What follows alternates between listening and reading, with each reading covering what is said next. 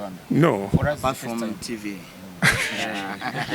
No. This is not my first time here. Actually, my first time in Rwanda was 2016. I came for Chan with Supersport at the time. And then second time was during the FIFA Congress. I was working with FIFA for the Congress. And then the last the third time and this time, I've been here to see Vision FC. And as a result of that, I am able to see Rwandan football at league level. And I must say, first of all, I'm very happy each time I'm in Rwanda because Rwanda people are very friendly people. I am fortunate that I've been able to travel around the world, and especially because of my work, I travel around Africa. So this is one of the countries in Africa where once I get out of the airport, I feel like I'm home. People are friendly, very organized, clean.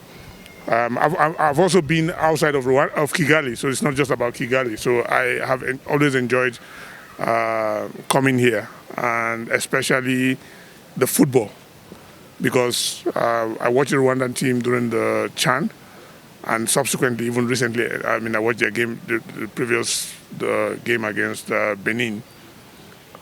So I think I'm getting a bit more familiar with the game in Rwanda. I know a bit about the clubs, APR, Rayon Sports, and all the rest of them.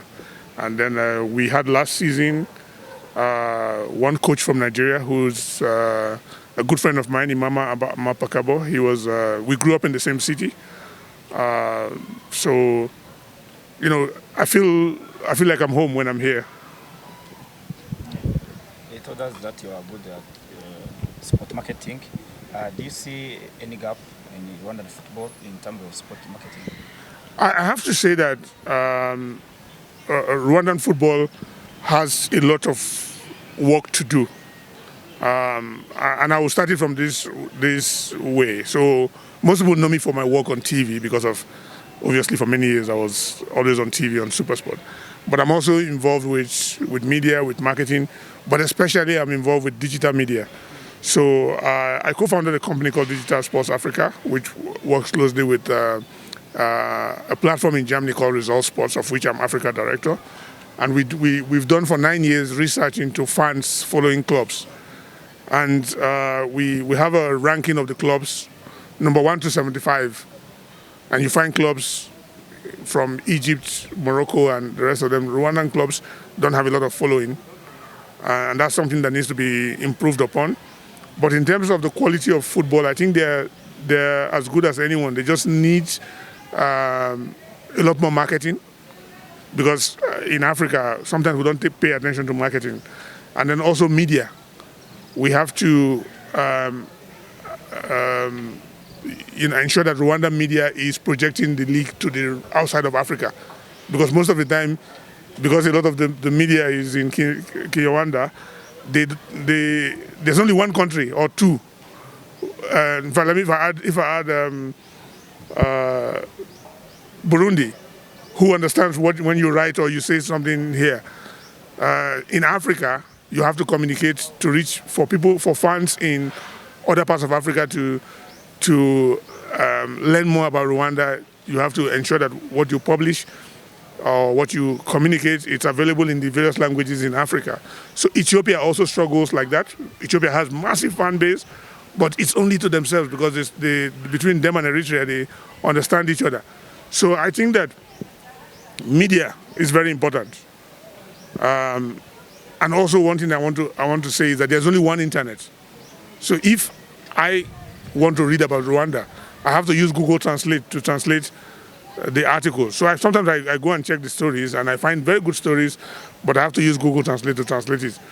Working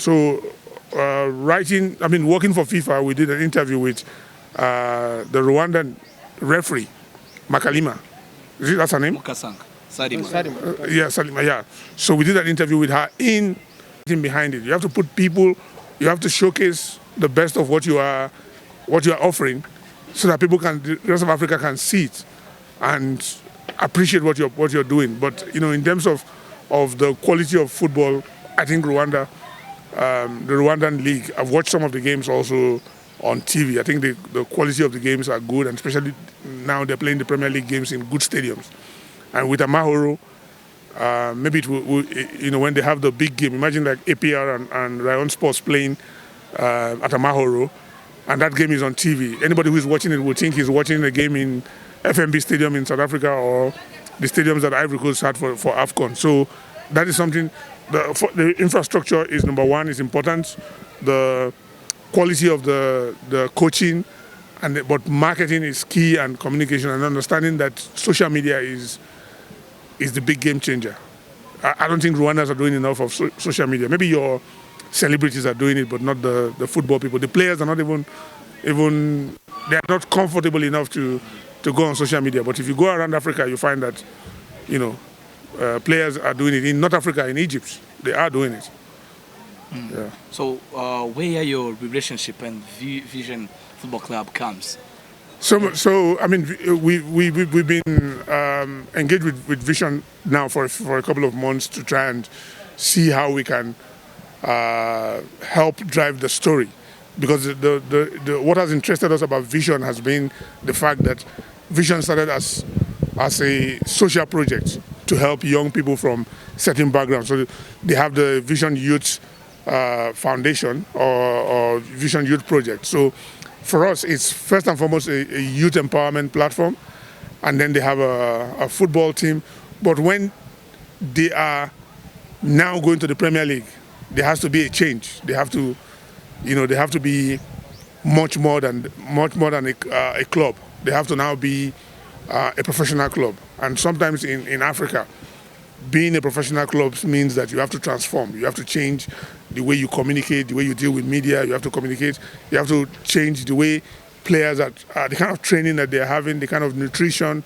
There's so much that needs to be done. And with the work that we've done in Europe and elsewhere around the world, and some of the work that we've done even back home in Nigeria, where I come from, we think that there is possibility for us to bring some of that expertise to assist Vision to be able to not just compete, but also project Rwanda in a very, very positive manner. And I think that, so far they've done well. And I want to say congratulations to them and Rostiro. I watched the game, very interesting game. Competitive from start to finish. Like the entire 90 minutes, I wasn't looking at any. Even I hardly looked at my phone. I was watching the game. So I think we're here. We're here to stay. We're here to support them and support them all the way.